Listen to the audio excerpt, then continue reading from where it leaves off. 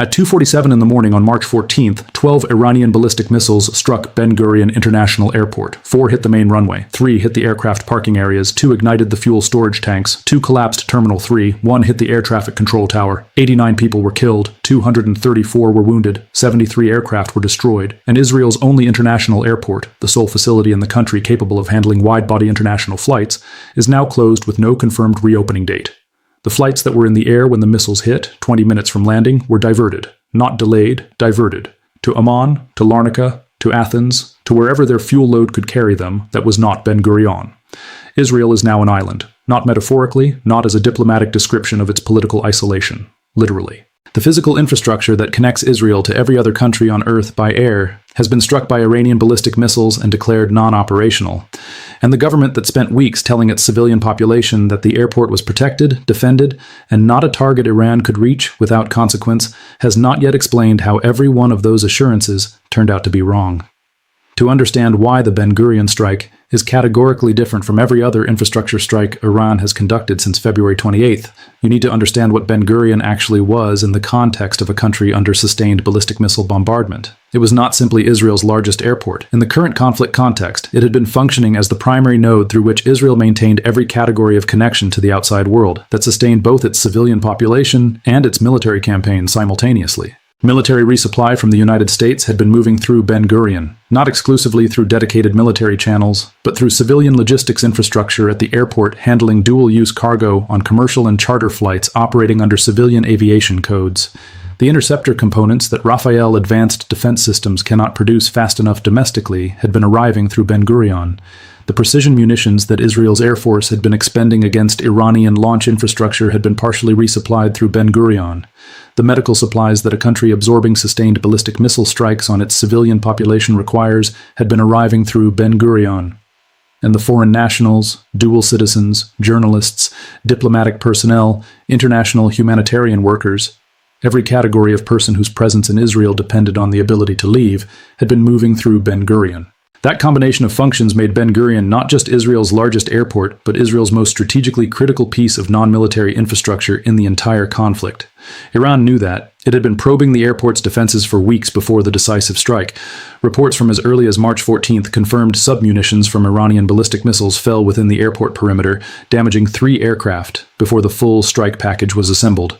The March 22nd Arash-2 drone attack, which Iran's military claimed achieved its objective, was itself a reconnaissance in force, Iran testing the specific defensive responses Ben Gurion's protection architecture produced before committing to the ballistic missile package. The decisive strike on March 14th was not improvised. It was the product of weeks of systematic observation of a target whose defenders were running out of the tools required to protect it. The defensive architecture positioned to protect Ben Gurion was subject to the same interceptor attrition campaign that had been depleting coverage over Tel Aviv, Jerusalem, Haifa, and every other Israeli population center throughout this conflict. When Netanyahu's security cabinet made the decision to concentrate remaining interceptors over the Tel Aviv to Jerusalem government and military corridor, Ben Gurion Airport sat at the southern edge of that corridor. Sitting at the edge of a priority coverage zone is not the same as being at the center of it. The coverage density over Ben Gurion after the concentration decision was materially lower than the coverage density over the government and military infrastructure at the core of the priority zone. Iran's targeting apparatus had been observing interceptor redistribution movements and coverage pattern changes throughout this conflict, watching that coverage density degrade in real time. Iranian transportation minister statements confirmed that U.S. and Israeli strikes had caused heavy damage to Iran's own water and energy infrastructure, but Iran's surveillance of Israeli defensive posture had remained operationally intact throughout the exchange. The strike package assembled for Ben Gurion was calibrated to the specific defensive conditions over the airport at the time of the strike, not the conditions that existed at the beginning of the conflict, not the conditions the Israeli government's public communications implied still existed, but the actual degraded, depleted, redistributed defensive environment that 4 weeks of sustained attrition had produced.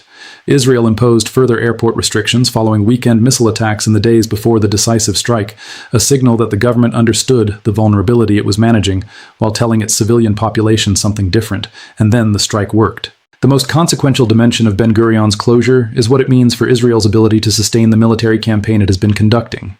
The American resupply pipeline that had been running partially through civilian logistics channels at Ben Gurion does not have a readily available alternative routing that operates at the same capacity and on the same timeline. Overflight permissions from neighboring countries for military resupply aircraft have been politically complicated throughout this conflict. Jordan has been managing its relationship with both Israel and Iran with a careful neutrality that has limited the overflight permissions it has been willing to grant for flights visibly military in nature. Egypt has been similarly constrained. The moment Israel redirects its critical military logistics pipeline to Ramon Airport in the Negev, Ramon Airport becomes the next Ben Gurion. It becomes the node whose closure would sever the resupply connection entirely. And Iran has already demonstrated it has the range, the accuracy, and the remaining launch capacity to strike civilian airport infrastructure through Israel's degraded defensive envelope. The Arash-2 drones used against Ben Gurion have a range of up to 2,000 kilometers and are specifically designed with extremely low radar visibility to penetrate layered air defense systems. Iran has already showed what those drones can do to a defended target. Ramon Airport is a less defended target. The interceptor components that allow Israel's Iron Dome and David's sling batteries to keep firing are not produced domestically at sufficient scale to sustain the expenditure rate this conflict demands. Each battery that exhausts its interceptors without resupply is a battery that can no longer defend the coverage zone it was protecting. The attrition of interceptor stocks has been the central operational mechanism of Iran's campaign since the first missile fired on February 28th. Ben Gurion was the resupply valve. That valve is now closed, and every battery that runs dry in the days ahead runs dry in part because the airport through which its replacement components were arriving is not operational. The evacuation dimension of the Ben Gurion closure was the quietest crisis the Israeli government had been managing before the strike forced it into the open, and it is now the loudest. There were approximately 170,000 foreign nationals registered with their embassies in Israel at the beginning of this conflict. The embassies that had been managing evacuation queues, processing documentation, and coordinating with airlines for prioritized departure slots, every one of those processes depended on Ben Gurion remaining operational. Those processes are now suspended. The foreign nationals who were waiting for their evacuation slot are now in a country with no functioning international airport and no confirmed timeline for when one will become available. The governments of those foreign nationals are calling Jerusalem and Washington and asking a question that neither capital has a clean answer to. How do you evacuate your citizens from a country whose only international airport has been struck by 12 Iranian ballistic missiles and declared non-operational? The honest answer, and no government is saying this in public, is that you don't. Not quickly, not at scale, not in a way that matches the urgency the situation demands. The flights diverted to Amman and Larnaca and Athens when the missiles hit were carrying passengers who boarded in good faith at a functioning international airport and landed at airports they had not planned to land at in countries they had not planned to be in. Those passengers are the visible tip of a displacement picture whose full-scale Israeli aviation authorities have not publicly quantified. And the Israeli citizens who were abroad when the strike happened, visiting family in Europe, on business in New York, on the gap year that Israeli young people take before military service, cannot come home. Not through Ben Gurion. Not now. The airport that every Israeli uses as the physical expression of the option to leave and the option to return is gone. That psychological dimension is not secondary to the strategic analysis. It is, for the Israeli civilian population experiencing this conflict directly, the most immediately felt consequence of the strike. The Israeli government's communication to its civilian population about the Ben Gurion strike has followed the same pattern that has characterized every previous critical infrastructure failure in this conflict. Not disclosure, not honest assessment, silence on the details that matter most. The interceptor depletion reality was not communicated. The Dimona damage, 2 strikes, the combined effects of which have still not been fully disclosed to the public, was managed with language that acknowledged the strikes without characterizing the damage. Reports of a nuclear-capable missile whose warhead contents have not been confirmed publicly represent a third information gap that the government has managed by simply not addressing. The water infrastructure collapse that preceded the Ben Gurion strike was the fourth. And now the Ben Gurion restoration timeline, whether the runway damage is repairable in hours, in days, or in a longer time frame that changes the strategic calculus of every government maintaining a physical presence in Israel, is the 5th silence in a row from a government that possesses the information and has chosen not to share it. In each case, the pattern is identical. The government knows the information. The information is material to decisions that civilians, foreign nationals, and allied governments are making in real time. The government's disclosure calculus prioritizes its own political position over the people who need the information to make decisions about their safety. The civilians who were holding on to Ben Gurion as the option of last resort were doing so based on the government's sustained implication that the airport was protected. It was not protected. It was the most consequential target in the country, and it was struck by 12 ballistic missiles in under 2 minutes. The government knew the defensive posture over the airport had degraded. It said nothing. And the civilians who needed that information to make decisions about when to leave are now in a country with no way out.